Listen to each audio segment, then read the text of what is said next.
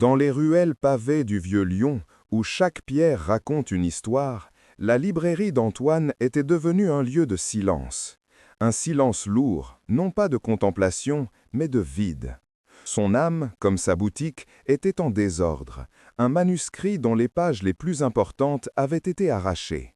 Les étagères en chêne massif, autrefois fières de porter des trésors de la littérature, semblaient maintenant accablées. La poussière s'accumulait sur des volumes que personne ne venait plus consulter, un linceul gris déposé sur des rêves oubliés et des espoirs jaunis par le temps qui passe.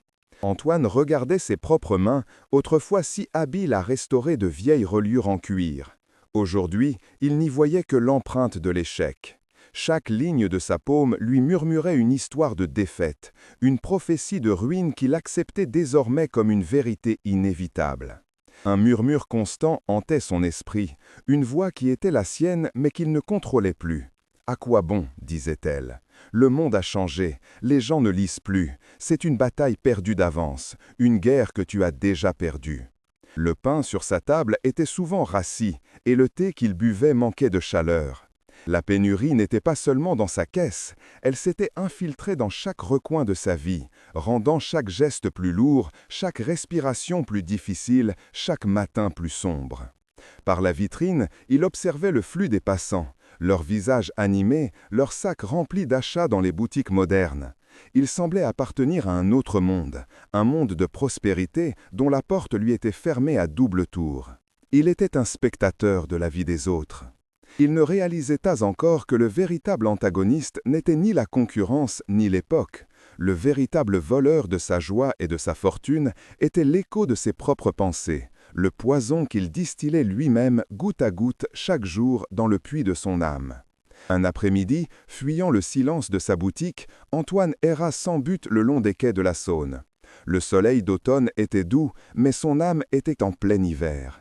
Chaque pas était lourd, comme s'il marchait sur le sol de ses propres espoirs brisés. C'est là, assis sur un banc public sous un platane séculaire, qu'il le vit. Un homme âgé, dont le visage était une carte de sérénité et dont les yeux pétillaient d'une lumière douce. C'était le même vieil homme qui s'était arrêté devant sa boutique. L'homme, un professeur à la retraite nommé Élie, ne lisait pas. Il observait simplement le courant de l'eau, comme s'il en comprenait le langage secret. Sentant la présence tourmentée d'Antoine, il leva les yeux et lui offrit un léger sourire. « Le fardeau que vous portez n'est pas visible, jeune homme, mais il courbe vos épaules, » dit Élie d'une voix calme qui semblait apaiser l'air autour de lui. Ces paroles n'étaient pas une question, mais une constatation empreinte de compassion. Antoine s'arrêta, surpris par cette intrusion dans sa bulle de misère. Il voulut répondre avec cynisme, mais quelque chose dans le regard du vieil homme le désarma complètement. Il se contenta de hocher la tête, une confession silencieuse de sa défaite. « Asseyez-vous un instant avec moi » l'invita Élie en tapotant la place vide à côté de lui. « L'eau a beaucoup à nous apprendre sur la façon de contourner les obstacles sans jamais cesser d'avancer. » Antoine obéit, s'asseyant avec la résignation d'un homme qui n'a plus rien à perdre. Le silence entre eux n'était pas pesant, mais curieusement réconfortant, un baume sur une plaie vive. « Vous cherchez de l'or pour remplir votre caisse, » reprit le professeur, « mais je ne peux vous offrir cela. Je peux vous donner quelque chose de bien plus précieux, les clés pour reconstruire votre monde. » Le regard d'Antoine s'emplit d'une lueur de curiosité, la première étincelle dans une longue obscurité. Reconstruire? Mais tout est en ruine. Par où commencer quand il ne reste que des décombres? Élie sourit à nouveau, un sourire plein de sagesse. On ne commence pas par les murs extérieurs, on commence par les fondations intérieures. Je vais vous enseigner les attitudes qui construisent le monde de l'esprit avant d'ériger celui de la matière. La première clé, dit Élie avec une lueur dans les yeux, est la plus simple, mais aussi la plus fondamentale. Elle ne se pratique pas dans votre boutique, mais dans votre lit, dans l'instant sacré entre le sommeil et l'éveil. Chaque matin, avant même que vos pieds ne touchent le sol, votre premier acte ne doit pas être un soupir de lassitude, mais un murmure de gratitude. C'est un principe ancien, inscrit dans la sagesse de mes pères. Il expliquait que la journée est comme une page blanche. Le premier mot que l'on y écrit en définit le ton. Si ce mot est « merci », la page entière est bénie. Si c'est un mot de plainte, la page est souillée avant même d'être lue. Le Talmud nous enseigne que chaque matin, notre âme nous est rendue. C'est un miracle quotidien que nous oublions, continua Élie. Votre première pensée doit être pour ce cadeau. Reconnaissez l'abondance de la vie avant de vous lamenter sur la pénurie de votre caisse. Il donna à Antoine une pratique simple.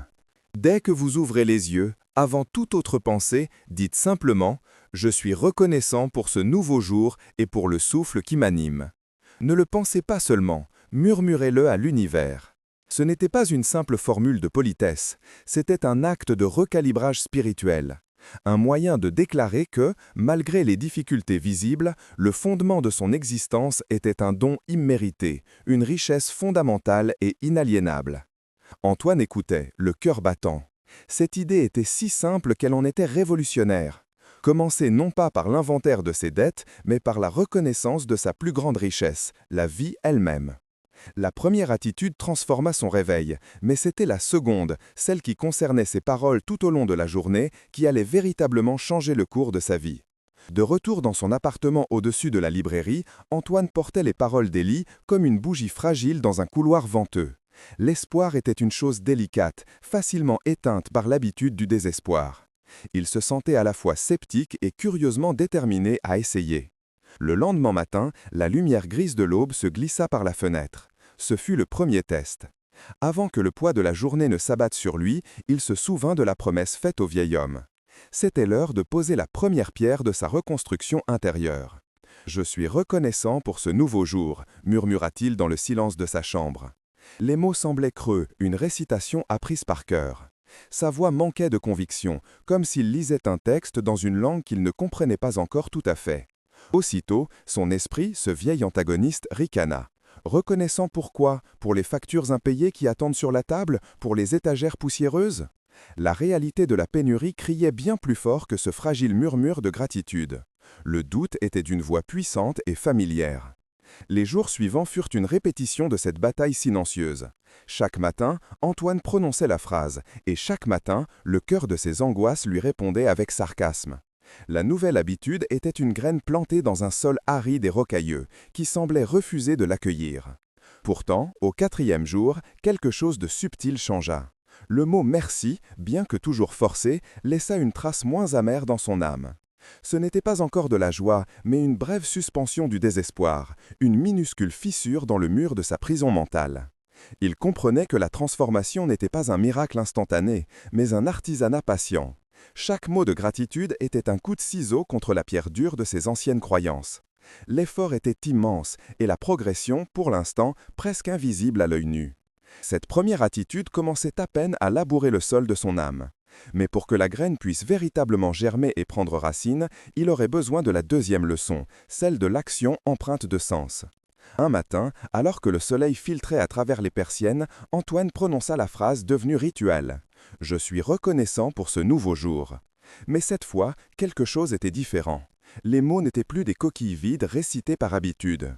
Une vague de chaleur inattendue se propagea dans sa poitrine, une sensation si puissante qu'elle lui coupa le souffle. Pour la première fois, il ne disait pas seulement les mots, il les ressentait. La gratitude n'était plus un concept, mais une présence vivante. Il sentit la texture des draps, entendit le murmure de la ville qui s'éveillait, vit la danse de la poussière dans un rayon de lumière. Chaque détail, autrefois banal, lui apparut comme un miracle discret, un don précieux offert par l'existence. Cette énergie nouvelle le propulsa hors du lit, non pas avec la lourdeur du devoir, mais avec l'élan d'un artiste impatient de créer. La deuxième leçon d'Élie, celle de l'action inspirée, prenait enfin tout son sens. Descendant dans son atelier, il ignora les piles de livres en attente. Son regard fut attiré par un vieux volume de poésie à la reliure brisée et aux pages jaunies. Là où il ne voyait que ruines, il perçut une promesse de beauté. Avec une concentration qu'il croyait perdue, ses mains se mirent à l'œuvre. Chaque geste était empreint de ce nouveau sentiment.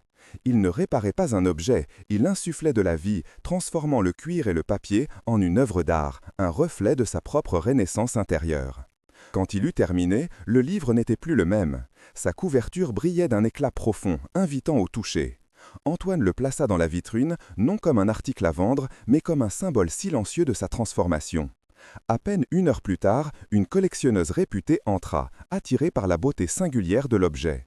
Elle n'essaya même pas de négocier, elle paya le prix demandé, un montant bien plus élevé que tout ce qu'Antoine avait vendu depuis des mois. En tenant les billets dans sa main, Antoine comprit. L'argent n'était pas l'objet, c'était la conséquence. C'était la preuve tangible que le monde extérieur répondait enfin à la nouvelle mélodie qui jouait dans son âme. Les années passèrent, transformant le libraire anxieux en un maître artisan serein. La boutique d'Antoine, au cœur du vieux Lyon, n'était plus un mausolée de rêves oubliés, mais un sanctuaire de paix et de savoir, où la lumière semblait naître des livres eux-mêmes. Sa librairie n'était plus seulement un commerce, c'était devenu un lieu d'apprentissage, où il accueillait les jeunes esprits découragés. Il ne leur enseignait pas la comptabilité, mais la discipline de la parole qui construit les mondes, la sagesse qu'il avait lui-même reçue sur un banc au bord de la Saône. Sa prospérité matérielle n'était que le reflet fidèle de sa richesse intérieure. Les clients n'étaient plus seulement attirés par les éditions rares, mais par l'atmosphère de possibilités qu'il cultivait. Ils venaient chercher un livre et repartaient avec un fragment d'espoir, une nouvelle perspective. Antoine avait compris la plus grande des vérités. La réalité n'est pas une chose que l'on subit, mais une maison que l'on bâtit avec les briques de ses pensées et le ciment de ses mots. Il avait cessé de maudire l'obscurité et était devenu un porteur de lumière. La leçon est donc d'une clarté limpide. Notre monde extérieur est le miroir de notre dialogue intérieur. En choisissant des mots qui affirment la vie, la gratitude et la possibilité, nous ne décrivons pas seulement une meilleure réalité, nous lui donnons l'ordre d'exister. Combien de fois cherchons-nous à l'extérieur les clés de serrure qui ne peuvent être ouvertes que de l'intérieur? Si cette parabole a éclairé une part de votre chemin, partagez cette sagesse pour qu'elle en éclaire d'autres, aimez pour qu'elle touche plus de cœurs et commentez la leçon qui a le plus résonné en vous.